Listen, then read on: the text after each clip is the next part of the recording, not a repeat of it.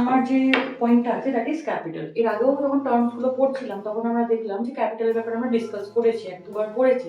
তো ক্যাপিটাল জিনিসটা কি? আজকে আমরা যে কেউ যদি কোনো বিজনেস শুরু করি, সেই বিজনেস শুরু করার জন্য কিছু টাকা লাগে, সেটা কিন্তু মনিটারি ফর্মে আমি টাকা হিসাবেও আনতে পারি, বা any other source which can be helpful to my business. আমি যদি আমার বিজনেসটা শুরু করি তাহলে আমাকে কি বলা হবে? আই এম দ্য প্রোপ্রাইটারের কাজ কি?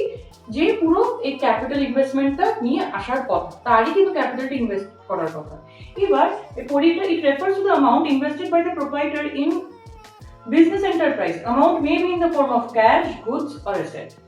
যেই ফর্মে আমি আনছি সেটা কিন্তু আমি কি বললাম, টাকা হিসেবেও আনতে পারি। আজকে আমি একটা বিজনেস শুরু করলাম 5 লাখ রুপিস দিয়ে সাপোজ, তাহলে এই 5 লাখটা কিন্তু আমি অ্যামাউন্ট ক্যাশে নিয়ে চলে আসতে পারি, ক্যাশ বা ব্যাংকে নিয়ে চলে আসলাম, উইচ বোথ আর সেম। মানে আলাদা তো হবে না, ক্যাশে নিয়ে আসলাম কি ব্যাংকে নিয়ে আসলাম, আমার in the form of money আছে ওটা। আরেকটা করতে পারি, 5 লাখ আমি ডিরেক্টলি ক্যাশ বা ব্যাংকে না রেখে আমি এটা দিয়ে কিছু একটা অ্যাসেট কিনে আনলাম।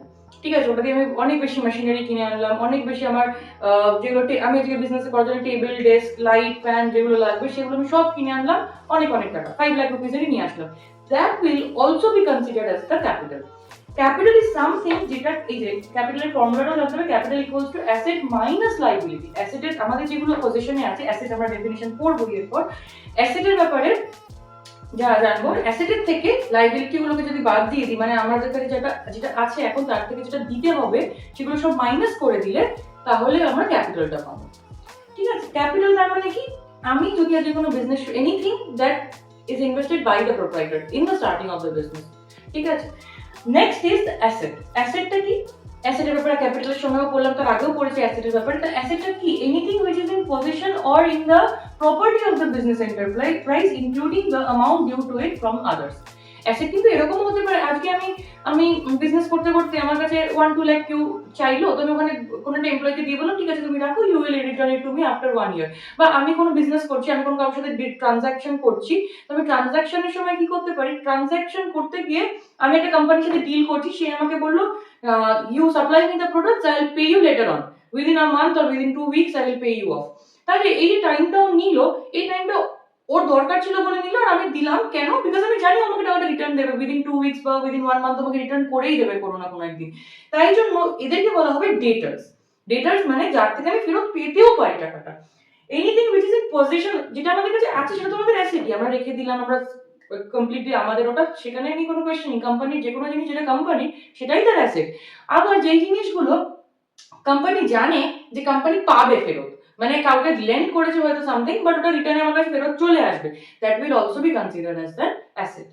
নেক্সট, অ্যাসেটের অনেকগুলো টাইপ হয়, 5 রকম টাইপ হয়, এখানে আমি লিখেছি। ফার্স্ট হচ্ছে নন কারেন্ট অ্যাসেট। নন কারেন্ট অ্যাসেট কাকে বলা হয়? Those assets which are held for continued use in the business for the purpose of producing goods or services. Non current asset কোনগুলোকে বলা হয়? যেগুলো আমাদের এখনের টাইমে গুডস বা সার্ভিস প্রডিউস করার জন্য কাজে আসছে। আমি একটু আগে মানে এক্সাম্পল কি দিলাম, আজকে আমি মেশিনারিও কিনতে পারি, ওই টাকাটা দিয়ে আমি লাইট, ফ্যান, ডেস্ক ওগুলোও কিনতে পারি। তো এই যে মেশিনারি কিনবো, মেশিনারিটা যে কিনে আনছি ওটা তোমার রোজকার রোজ বিজনেস করতে গেলেও কাজে আসবে, তাই না? এবার এই যে বিজনেস করার জন্য যে কাজে আসছে, that is a non current asset. আজকে যে বিল্ডিংটাতে বসে আমি অফিসটা সেট আপ করেছি, সেই সেট আপটা মানে কনসিডার হবে as a non current asset. যেটা কিনা উইদিন 1 ইয়ার ডিল হবে না, সেটাকেই আমরা নন কারেন্ট অ্যাসেট বলি। আর যেটা 1 ইয়ারের মধ্যে ডিল করবো, that is known as current asset. ঠিক আছে, কারেন্ট অ্যাসেট কোনগুলো? Those assets which are meant for sale or which the management would want to convert into cash within a year, যেটা তাড়াতাড়ি করে ক্যাশে কনভার্ট করে নেওয়া যাবে। ঠিক আছে, উইদিন আ ইয়ার, 1 বছরের টাইমের মধ্যে যদি আমি কোনো জিনিসকে কনভার্ট করে নিই ক্যাশ ফর্মে, করে নিতে পারবো, সেই সবকটা জিনিস কিন্তু তাদের নাম কারেন্ট অ্যাসেট। কারেন্ট অ্যাসেট হচ্ছে যে কোনো জিনিস যেটা কিনা আমরা আবার উইদিন আ ইয়ার ক্যাশ ফর্মে রিটার্ন করতে পারবো, আর যেটা পারবো না, that is known as the non current asset.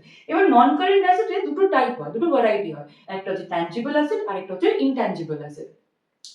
Tangible কথাটার মানে হচ্ছে যেটাকে আমরা ধরতে পারবো, ছুঁতে পারবো, that is tangible asset. Tangible asset কোনগুলোকে বলছি? ট্যানজিবল অ্যাসেট আছে যে মেশিনারিটা আমি পারচেজ করে বিজনেস শুরু করলাম, সেটা আমার ট্যানজিবল অ্যাসেট। যে তারপরে যে প্রোডাক্টস গুলো থাকবে, ল্যান্ড, বিল্ডিং, মেশিনারি, ওগুলো সবই আমাদের ট্যানজিবল অ্যাসেট।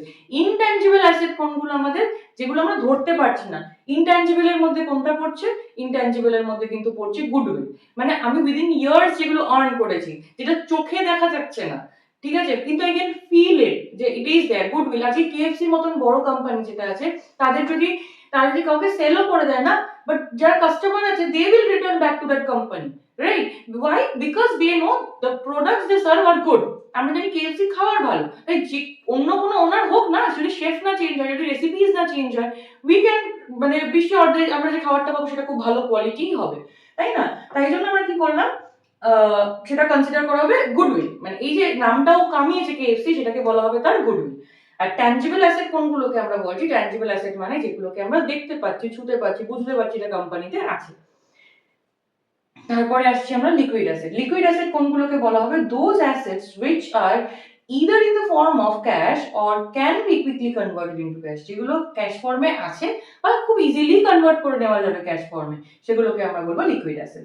যে অ্যাসেটগুলো ক্যাশ ফর্মেই আছে বা ইজিলি কনভার্ট করে নেওয়া যাবে, যেরকম ডেটার্স, একটু আগে আমি অ্যাসেটের টাইমে বোঝালাম, ডেটার্স মানে যাকে আমি টাকা হয়তো লেন্ড করে রেখেছি বাট আমি কনফার্ম আছি যে আমাকে ফেরত দিয়ে দেবে উইদিন ফিউ ইয়ার, মানে ফিউ ইয়ার না হলেও ফিউ মান্থস হোক, ফিউ উইকস হোক, কিছুদিনের মধ্যেও রিটার্ন করে দেবে, মানে আমি জানি within a short period of time it will come back to me. বা কোনো শর্ট টার্ম ইনভেস্টমেন্ট হতে পারে। ডেটার্স মানে শুধু যে লেন্ড করে রাখবো এমন কোনো কথা নেই, কাউ কোনো ইনভেস্টমেন্ট করেছি যেটা কিনা আমার পরে ফেরত নিয়ে নেওয়া যাবে, that will also be considered as a liquid asset.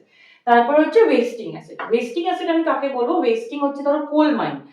Coal mine কি হয়, কাজ করতে করতে করতে করতে তো ক্ষয় হচ্ছে। কোল মাইন কি হবে, একটা টাইমে ওকে ইউজ করতে করতে করতে করতে ও তো একটা টাইমে শেষ হয়ে যাবে। কোল মানে ওটা নতুন করে রিপ্রোডিউস করছে না যে আরো আরো তৈরি হবে কোলগুলো, ওটা তো একটা টাইমে এন্ড আসবেই। তো যে জিনিসটার এন্ড আসবে, that something that is an end point, যেটার কোনো একটা এন্ড পয়েন্ট আছে, I am sure of it, তাহলে কিন্তু ওটা আমার বলা হবে ওয়েস্টিং অ্যাসেট। যেমন কোল মাইন্স আমি এক্সাম্পলই দিয়েছি। দ্য ফিকটিশিয়াস অ্যাসেট কোনটাকে বলা হচ্ছে? Those assets which cannot be realized in cash or no further benefit can be derived from this asset. আজকে আমার একটা কোম্পানি খুলেছি, আজকে সাপোজ আমার ইউটিউব চ্যানেলটাকে যদি আমি অ্যাডভার্টাইজমেন্ট করাই, ওটা কিন্তু ওয়ান টাইম থিং। আমি অ্যাডভার্টাইজমেন্ট করলাম, কিছু নিউ অডিয়েন্স গেইন করলাম, ওটা আমার one time thing, that is considered as a fictitious asset, because এই এক্সপেন্স যেটা আমি করছি that will be one time thing. আমি ওটা দিয়ে বারবার, আমি একবার অ্যাডভার্টাইজমেন্ট করলাম, ওটা দিয়ে আমি বারবার বারবার বারবার বারবার রিটার্ন কোনোদিনও পাবো না। ওই এক্সপেন্সটা যেটা আমি করছি ওটা কিন্তু আমি আচ্ছা, আমি অ্যাডভার্টাইজমেন্টে সাপোজ আমার কোম্পানি লসে চলে গেল, আমি কি ওই অ্যাডভার্টাইজমেন্টটা বিক্রি করে টাকা ফেরত আনতে পারবো? কোনোদিনও না। তাই জন্য এটাকে বলা হয় ফিকটিশিয়াস অ্যাসেট, যেগুলো আমরা এখনের জন্য হেল্পফুল, যে অ্যাসেটগুলো আমরা এখন বানাচ্ছি কাজে আসছে এখন, বাট পরে ওটাকে আমি ফেরত ক্যাশ ফর্মে কোনোদিনও আনতে পারবো না। এখন আমি কাজটা শুরু করার জন্য ওটা করেছি, তাই জন্য আমি দরকার বলে আমি করেছি, পরে ওটা কাজে আসবে না।